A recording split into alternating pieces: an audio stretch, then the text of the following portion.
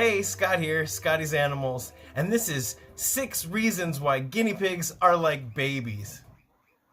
Now, before I get into the video, I gotta take care of a little business, so let me give these boys some treats. Here you go, boys. There you go, Nate. There you go, Gary. I wouldn't forget about you, Gizmo. There you go. There you go, Ron. There you go. Gary, what happened to the one I just gave you? Did I give you one? You little sneak. Where'd you put it? Oh, no, it fell down here. That could have been bad. Ugh. Okay. There you go, Popeye. Mikey! Mike, I know you're tired. Come here. Come on. There you go, Pipsqueak. What have you done with this? Okay, Billy, you want a pepper? Here you go, boys.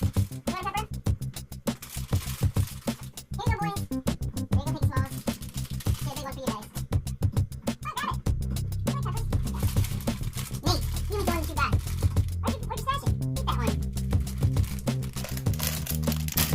They hide their peppers in their igloos and then they come out and say, You skipped me.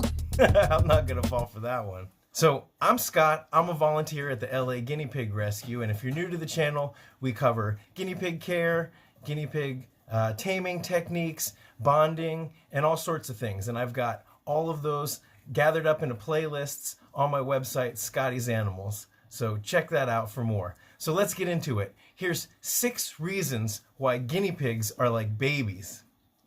Number 1, their size. Guinea pigs are like newborn babies. They're practically the same size as newborns, even the big boys. And that means that when you're holding them, you really want to be careful. You know, they always tell you when you're holding a baby to support their head. Well, with guinea pigs, you've always got to support their back. That means if you're going to hold them upright like this, I like to lean back a little bit. Or you can hold them so that they're leaning against your shoulder. Or another option is to wrap them in a fleece or a towel, or just put them in a cuddle sack. You really want to support their backs, and I also like to make sure that all 4 of their feet are sitting on something so that they feel secure. And of course, from this height, if they were to jump and fall, they could hurt themselves. So you want to make sure that not only are you supporting them, but you're holding them securely. And there's nothing wrong with just sitting down and having them in your lap. So for kids, I definitely recommend that you sit them down and you bring the guinea pigs to them so that they can hold them in their laps. And if they're really young and their dexterity isn't very good, or maybe, you know, if they're really young, you want to carefully, with your supervision, make sure that they understand that these are living creatures and that, of course, they can feel pain and they can be hurt on accident. So holding them carefully, just like babies, is something you always want to do with guinea pigs.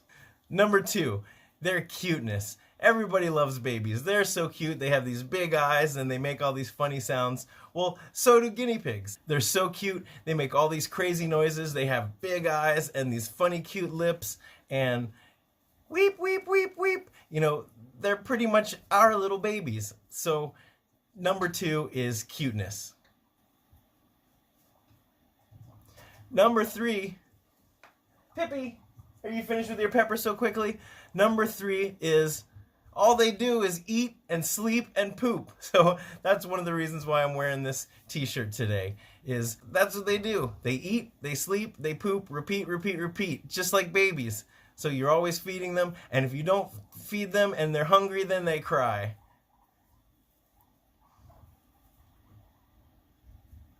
So number 3 is all they do is eat, sleep, and poop, just like babies. Number 4, what's the 4th reason that guinea pigs are like babies?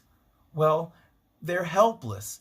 Now, guinea pigs, of course, if you provide them with a good home and an environment, and you're giving them all the creature comforts that they need, and the food and the water and all of that stuff, then, you know, you don't have to hover. They pretty much can take care of themselves. Of course, they should never live alone. They always need a companion. They're herd animals, so that's very important. But basically, without you, they're helpless. So if you want to learn the Pipsqueak's running around, if you want to learn the best care for guinea pigs, then check out my website. It's Scotty's Animals. Here's the URL right there. And I have a free guinea pig care guide. We go through everything from pairing up your guinea pigs to cage setup to taming to illness, and I'll show you how to do nail clips. All of my videos, or a lot of my videos, are embedded in these articles and in these care tips. So I highly recommend, even if you are a guinea pig expert, and especially I'm asking you guinea pig experts out there, check out my care guide. And if there's something that I missed, you can hit the contact button and you can drop me a message and say, you know, on the illness section of the care guide, you forgot to list Bumblefoot. No, I didn't. I have a video about Bumblefoot on the common illness section. But what did I miss? So check it out and drop me a line. I depend on you guys to help me make sure that I'm giving the best, most accurate, and comprehensive information that there is out there. With your help, we've helped thousands of guinea pig owners give their piggies the best life they can. So thank you so much for that. So let's keep on going. Number 5, just like babies, caring for guinea pigs requires money, right? I've seen people at the guinea pig rescue, they're so concerned with how much the adoption fee is, and I've had heartbreaking emails where people tell me that their guinea pig is sick, but they can't afford the vet. Unfortunately, that's just the way it is. Babies cost money. They cost, you got to buy diapers.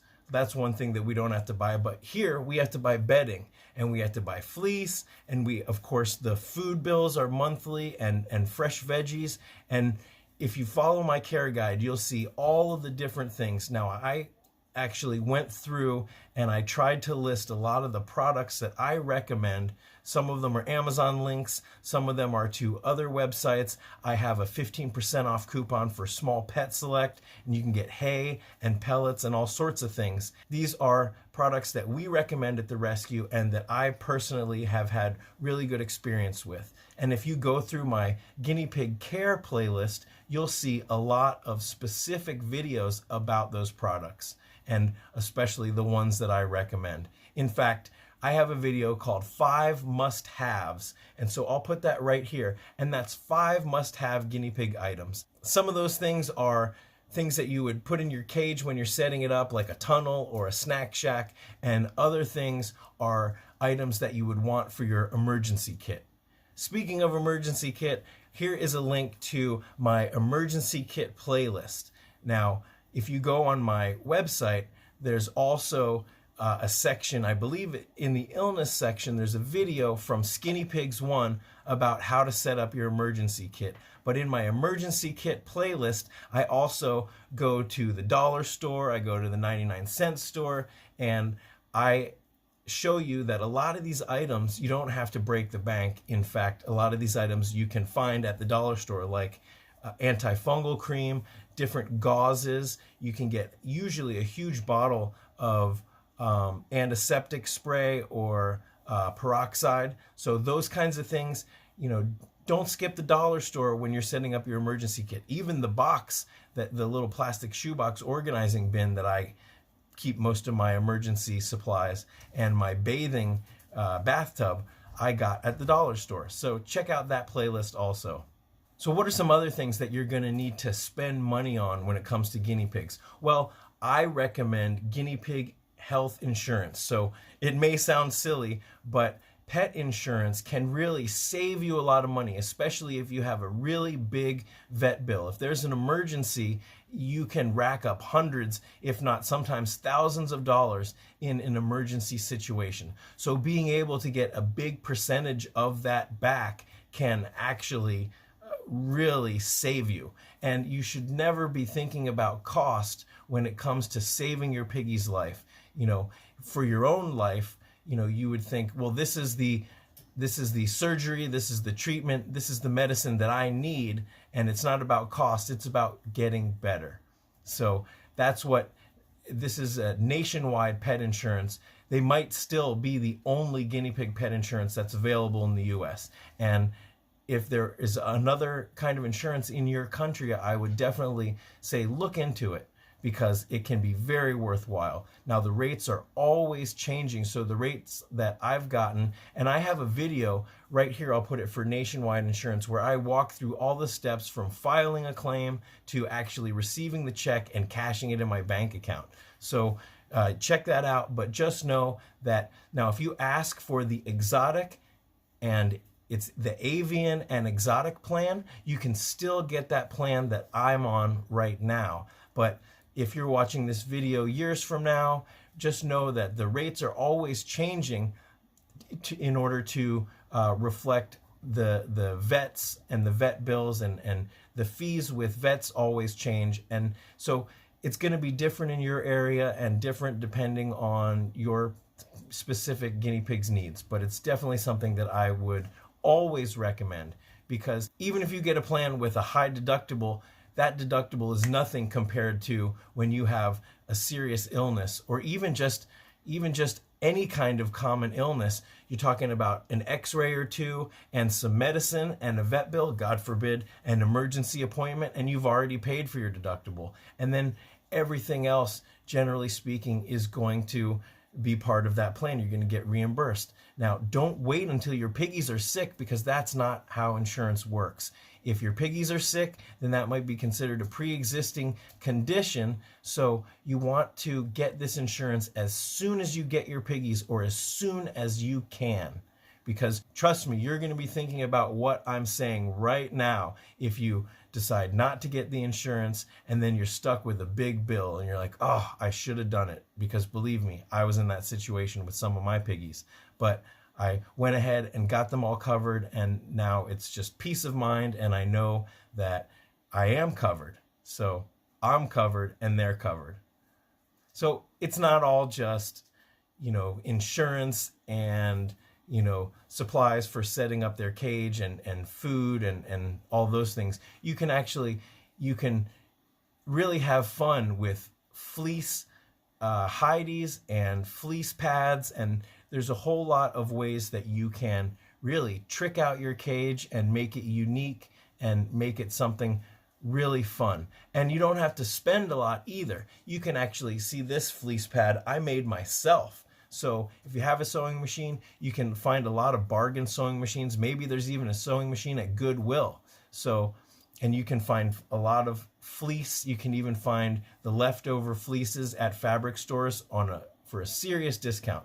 But just like babies, guinea pigs do require spending money, and that's just a fact of life. But when you care about them and you love them and you want what's best for them, spending money is money well spent. So what's the sixth way that guinea pigs are like babies? Well, they require responsibility and adult supervision. It's not to say that kids can't enjoy guinea pigs, but they really need to be cared for by an adult.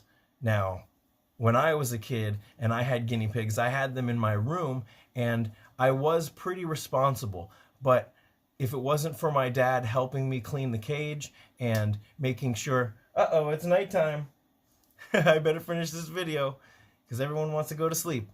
If it wasn't for my dad and my mom and my family helping me take care of my piggies, I don't think I would have given them as good a home as I actually did with that help and with that care. So definitely kids can be part of it, and there's a lot of kids out there that watch this channel, and I hope that they are actually watching with their families, because I do get heartbreaking messages from kids all the time that say, oh, I have one guinea pig, but my mom won't let me get another, and they live alone. Or I've even seen kids say, my guinea pig is sick, but my mom won't help me take them to the vet. Those kind of messages are heartbreaking to me. And I don't really have an answer other than start watching my channel together and really try to, the more you learn about piggies and the more you understand them, the more that will foster a love and appreciation for them. Another thing is, people will message me, or they'll come into the rescue and they'll say, I want to get some guinea pigs for my kids to teach them responsibility. Now, that's not how it works. Guinea pigs are not starter pets. Really, there's no such thing. Even a hamster, not even a hamster, but especially, all small animals, all animals in general, they deserve a certain level of responsibility from day one. And that means that you've got to do your research before you get your piggies. Now, I understand they're cute, they have big eyes, they make these cute, funny noises, they're just like babies. So, but, you wouldn't just on a whim go and adopt a baby. No, you would get all your ducks in a row. In fact, right when you're doing the adoption process, someone has to come over to your house even and check and make sure. And it's a really long, involved process before you bring those babies home. So it should be the same way with small animals, especially guinea pigs. Now, this channel, that's exactly what our mission is to get you leveled up. And even if you think you know it all, please check my guinea pig care website. I think that there'll definitely be something for you to learn. And it's not just about learning. I've got links to some of my favorite fleece shops. I have a vet list. I've got a very extensive vet list, not just California, not just the United States, countries all around the world. And these are vets that I trust because they have been recommended by viewers like you who've had positive experiences. In fact, somebody just messaged me a few days ago and they said, I just had a really good experience with a vet. We had a checkup. There was nothing wrong with my piggy, but this vet seemed very knowledgeable and took my pet just as serious as they would take a dog or a cat. Now, that's great.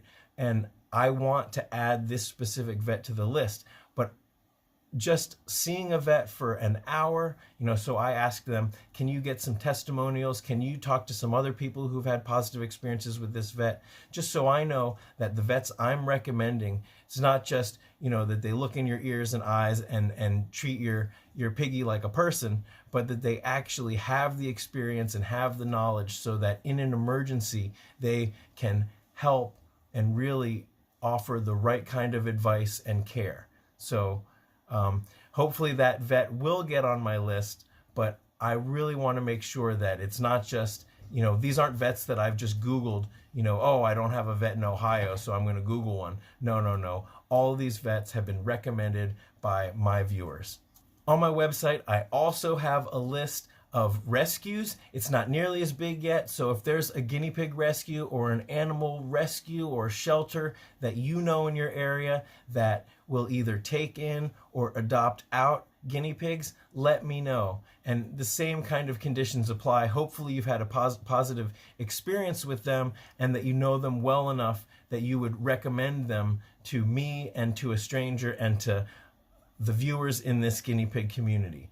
So check out my website. There's so many resources. I even have a couple of crossword puzzles that I made. So the website's always growing and it should be a great resource for you. Or if you've got that person at the office that calls you the guinea pig lady or the guinea pig dude, hey, you're that guinea pig person.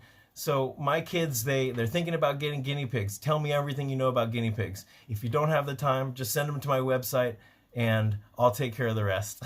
That reminds me, if you want updates about my piggies, what they're going through, if you want some more, not so specific long videos or whatever like that, you just need to get your guinea pig fix during the day, check out my Instagram. It's just @Scotty'sAnimals, and that's where I'm posting cute, funny things that my piggies do during the day. I also will post things like health updates. So Mike just came back from the vet, and so I'll post a video there about how he's doing. He's doing fine, by the way.